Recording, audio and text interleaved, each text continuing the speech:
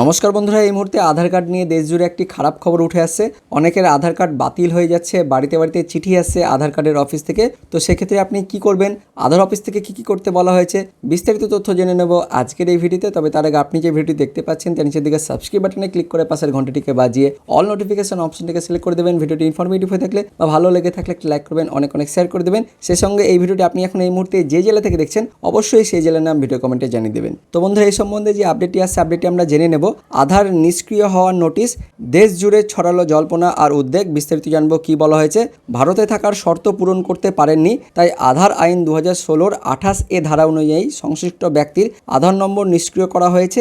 এই মর্মে নোটিশ পাওয়ার দাবি করেছেন এ রাজ্যের অনেক বাসিন্দা। ফেসবুকের মতো সামাজিক মাধ্যমে নোটিশের ছবি দিয়ে যার সত্যতা আনন্দবাজার পত্রিকা যাচাই করেননি, উৎকণ্ঠাও প্রকাশ করেছেন কেউ কেউ। তো এই যে প্রতিবেদনটি পড়ছি এটা কিন্তু আনন্দবাজার পত্রিকায় প্রকাশিত হয়েছে, তার জন্য কিন্তু এখানে আনন্দবাজার পত্রিকা লেখা রয়েছে। তো যার জেরে উদ্বেগ তৈরি হয়েছে জনমানসে। স্বরাষ্ট্রমন্ত্রী অমিত শাহ সহ কেন্দ্রীয় মন্ত্রীরা সম্প্রতি ফের দেশে নাগরিকত্ব সংশোধনী আইন অর্থাৎ সিএএ রূপায়ণের বার্তা দেওয়ায় গোটা বিষয়টি ঘিরে আরও বেশি সংশয় দানা বাঁধছে বলে মনে করছে সংশ্লিষ্ট মহল। মাথাচাড়া দিচ্ছে এমন নোটিশের প্রকৃত উদ্দেশ্য নিয়ে প্রশ্ন ও জল্পনা। তার উপর দীর্ঘদিন আগে, অন্তত 10 বছর আগে আধার করেছেন যারা, তাদের আধার কর্তৃপক্ষ অর্থাৎ ইউআইডিএআই বায়োমেট্রিক মানে আঙুলের ছাপ, চোখের মনির ছবি সহ অন্যান্য তথ্য যাচাই বা আপডেট করতে বলেছেন, যাতে সাম্প্রতিক তথ্য রাখা থাকে সেখানে। সেক্ষেত্রে প্রয়োজনীয় তথ্য সংশোধন করে নিতে বলা হয়েছে।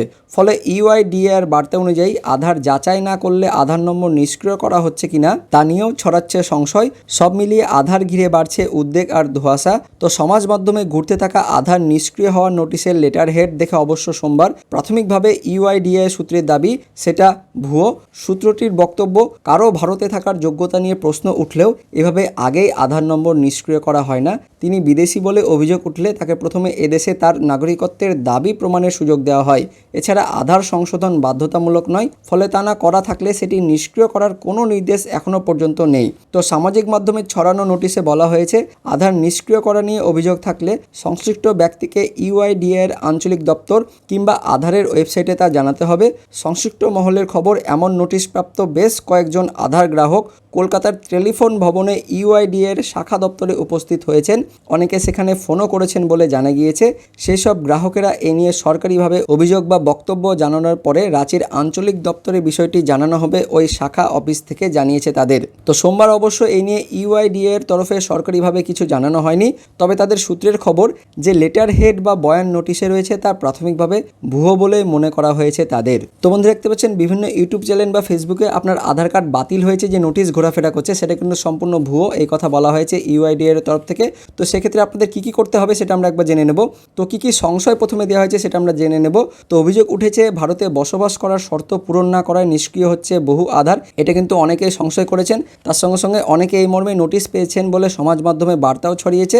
ফলে বসবাসের শর্ত পূরণ না হওয়া এবং আধার নিষ্ক্রিয় হওয়া নিয়ে সামগ্রিকভাবে দেশ জুড়ে তৈরি হয়েছে উদ্বেগ এবং সংশয়। তো এই সমস্ত কিন্তু সংশয় তৈরি হয়েছে। তো সেক্ষেত্রে ইউআইডিএ থেকে কী বার্তা দেওয়া হয়েছে সেটা আমরা দেখে নেব। তো আধার কর্তৃপক্ষ বা ইউআইডিএর সূত্রের অবশ্য প্রাথমিক ইঙ্গিত, সমাজ মাধ্যমে ছড়িয়ে পড়া আধার নিষ্ক্রিয় হওয়া নোটিশ সম্পূর্ণ ভুয়ো। সূত্রের দাবি, কেন্দ্রীয় স্বরাষ্ট্র মন্ত্রকের সংশ্লিষ্ট শাখা কারো নাগরিকত্ব নিয়ে প্রশ্ন তুললেও গোড়াতে কারো আধার নম্বর বাতিল করা হয় না।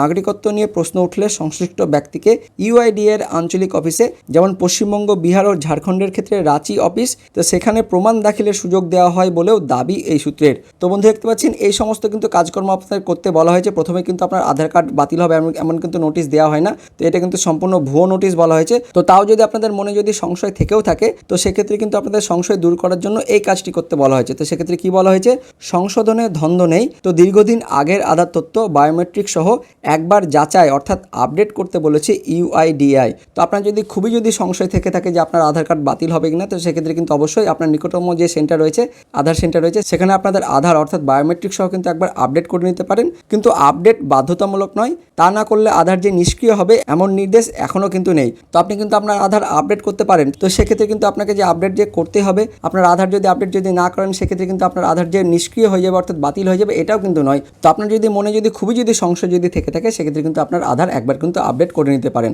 আর এই যে আধার কার্ড যে বাতিলের যে নোটিশ বিভিন্ন ফেসবুক গ্রুপ বা বিভিন্ন ইউটিউব চ্যানেলে ঘুরে বেড়াচ্ছে সেটা কিন্তু সম্পূর্ণ ভুয়ো, এমনই কিন্তু বলা হয়েছে ইউআইডিএ থেকে। তো ভিডিওটি ইনফরমেটিভ হয়ে থাকলে বা ভালো লেগে থাকলে একটি লাইক করবেন, অনেক শেয়ার করে দেবেন। তো দেখা হচ্ছে পরবর্তী লেটেস্ট আপডেট নিয়ে, ততক্ষণের জন্য বন্দে মাতরম, জয় হিন্দ।